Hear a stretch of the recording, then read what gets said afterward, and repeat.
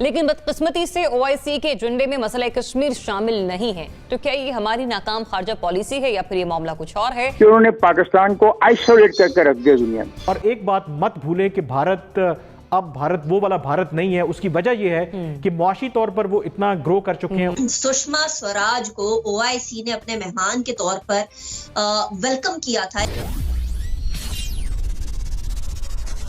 Hello every one, جے ہند.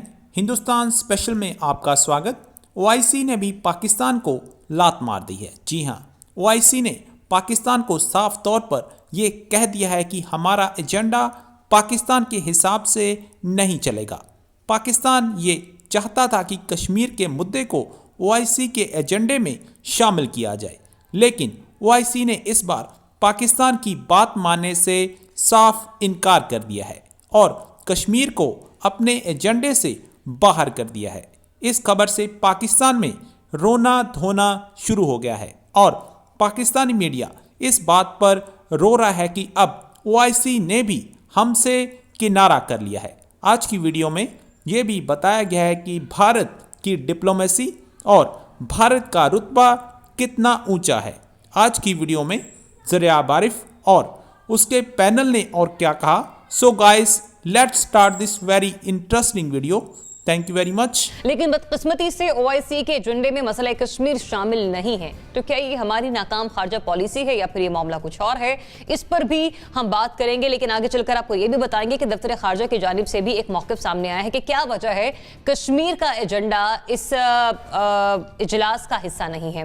OIC کے اجلاس کے حوالے سے، جس میں وزراء خارجہ کی شرکت کے حوالے سے اجلاس جو ہے وہ رکھا گیا ہے، اور لیکن اس میں اگر ہم بات کریں کشمیر معاملے کے حوالے سے، کشمیر کاز کے حوالے سے، تو وہ اس ایجنڈے کا حصہ نہیں ہے. ساتھ ہی ساتھ میں آپ کو یہ بھی بتاتے چلوں کہ بھارت نے مقبوضہ کشمیر کی خصوصی حیثیت جب ختم کی، تب سے لے کے اب تک پاکستان OIC کے وزراء خارجہ کا اجلاس بلانے کا مطالبہ کرتا رہا ہے، لیکن پاکستان کو کووڈ-19 کا بہانہ بنا کر اس معاملے پر اجلاس ابھی تک ٹیبل نہیں کیا گیا، اجلاس تاحال طلب نہیں کیا. لیکن یہ جو اب اجلاس ہونے جا رہا ہے، جمعے کو روز یہ جو اجلاس ہونے جا رہا ہے، جس میں وزیر خارجہ شاہ محمود قریشی صاحب شرکت اختیار کرنے جا رہے ہیں، اس میں بھی کشمیر اس کا حصہ نہیں ہے. افتخار احمد صاحب، ابھی گزشتہ روز ہی پرائم منسٹر صاحب کہہ رہے تھے کہ ہماری خارجہ پالیسی بہت بہترین ہے اور ہماری خارجہ پالیسی جو بڑے بہتر انداز میں کام کر رہی ہے. پاکستان کے اس اجلاس میں شرکت کرنا، کشمیر کا اس اجلاس کا ایجنڈا نہ ہونا، یہ کیا ہمیں کوسچن مارک نہیں دے رہا ہماری اس معاملے پر جو تنہائی ہے، اس کی وجہ کیا ہے؟ یعنی ایک طرف تو یہ 2024 میں ہونے والے انتخابات اپنے ہمسائے ملک میں، جبکہ خود یہ 2023 تک پرائم منسٹر نے کانسٹیٹیوشنلی اس کی بات کرتے ہیں، فکر مند ہے اس کے بارے میں. اور جو 57 ممبرز ہیں کلمہ گو، ان سے ان کے حشر یہ ہو گیا ہے کہ ان میں چھوٹے سے چھوٹا ملک بھی ان کا ساتھ دینے کو تیار نہیں. اور ہم سائٹ کے اوپر بھی ملاقات کرتے تھے، اس دفعہ وہ بھی، اس کو بھی سرے سے ختم کر دیا گیا. یہ ہے ہماری کامیاب خارجہ پالیسی. یہ اس سے بڑی خارجہ پالیسی کی کامیابی اور کیا ہو سکتی ہے؟ یعنی ابھی پھر کوئی ناراض ہوتا ہے گا، دوست ہو جائے، کہ اس سے بدتر حکومتی خارجہ پالیسی یا حکومتی خارجہ پالیسی نہیں ہو، یا جو بھی بنانے والے ہیں انہیں میرے پاس لفظ نہیں ہے ان کو شاباش دینے کے لیے کہ انہوں نے پاکستان کو آئسولیٹ کر کے رکھ دیا دنیا میں. یہ تو کلمہ گو مسلمان کی میٹنگ ہے، اس میں آپ کا یہ حال ہے. یورپ میں آپ کا کیا حال ہے؟ امریکہ میں آپ کا کیا حال ہے؟ لیٹن امریکہ میں آپ کا کیا حال ہے؟ آپ کو کوئی جانتا ہی نہیں ہے، آپ کا کوئی کیس ہی نہیں ہے. آپ کو ماں سوائے ایک دہشت گرد ملک کے، ایک ایسا ملک جہاں پہ منی لانڈرنگ ہوتی ہے، ایک ایسا ملک جہاں پہ چوری ہوتی ہے، کیونکہ یہی آپ اپنے آپ کو پچھلے 2.5 سال سے اور پروجیکٹ کر رہے تھے. آپ کے ساتھ ہے کون؟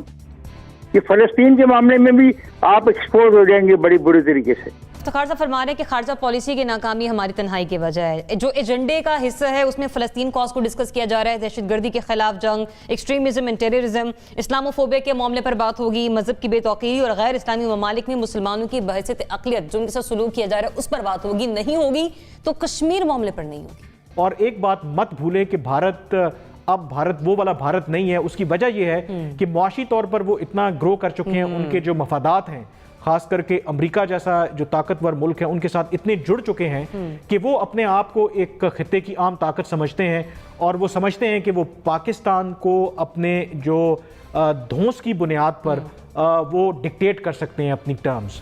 کیا کشمیر کا ہمارے حق میں فیصلہ ہوا؟ تو ہمیں اس خام خیالی سے نکل آنا چاہیے کہ OIC کے اوپر ہم جو رونا روتے رہتے ہیں، جو ہمارا پہلے بھی اختلاف رہا، یہ جو نائجر میں میٹنگ ہو رہی ہے، جی جی جی، یہ ایگزیکٹلی میٹنگ ہم سعودی عرب سے بہت عرصے سے ان کی التجا کر رہے تھے کہ یہ میٹنگ آپ اگلے سال لے جائیں اور اس میٹنگ کو اسلام آباد میں کروا لیں اور کشمیر کے اوپر بات کروائیں۔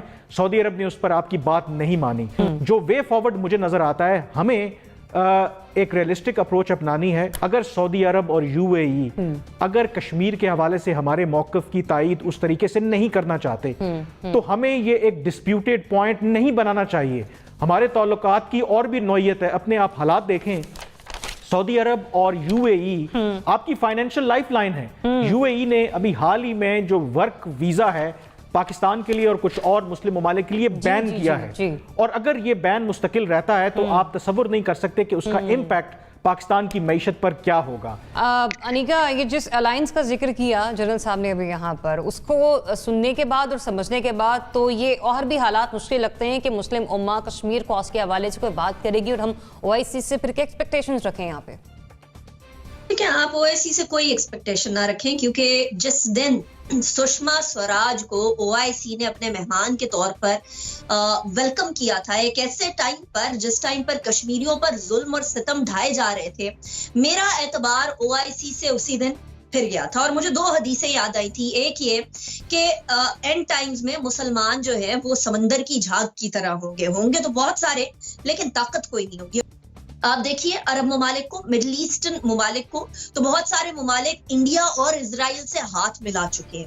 اب ایسے ممالک پھر کیوں کر فلسطین یا کشمیر کے معاملے کو اٹھائیں گے، بالخصوص ایک ایسے موقع کے اوپر جہاں تمام کی تمام مسلم امہ اکٹھی ہوئی ہے۔ ایک بہت واضح پیغام جا سکتا ہے۔ اگر کشمیر کے اوپر بات کی جائے تو کشمیر اس پلیٹ فارم سے اگر آواز بلند ہو تو پوری دنیا میں ایٹ لیسٹ ایک اعلامیہ کی صورت میں جائے گی ضرور۔ اور بھارت کا ان ممالک سے بہت زیادہ اکنامک انٹرسٹ ٹائڈ ہے۔ جس طرح پہلے بھی کہا کہ جس دن سشما سوراج کو بلایا گیا تھا وہ پاکستان کے لیے ایک انسلٹنگ مومنٹ تھا۔ اب ڈیسائیڈ یہ کرنا ہے کہ کیا پاکستان اس OIC اجلاس کو ایز از تسلیم کرے گا، وہاں شاہ محمود قریشی صاحب کس طریقے سے اپنا موقف بیان کریں گے، جائیں گے نہیں جائیں گے۔ دیکھیں، ہم یہ کیوں سوچتے ہیں کہ دشمن کی توپوں میں کیڑے پڑے تو ہم جنگ جیت جائیں گے؟ ہم نے تو جنگ اپنے زور بازو پہ جیتنی ہے یا دشمن کی توپوں میں کیڑے ڈال کے جیتنی ہے؟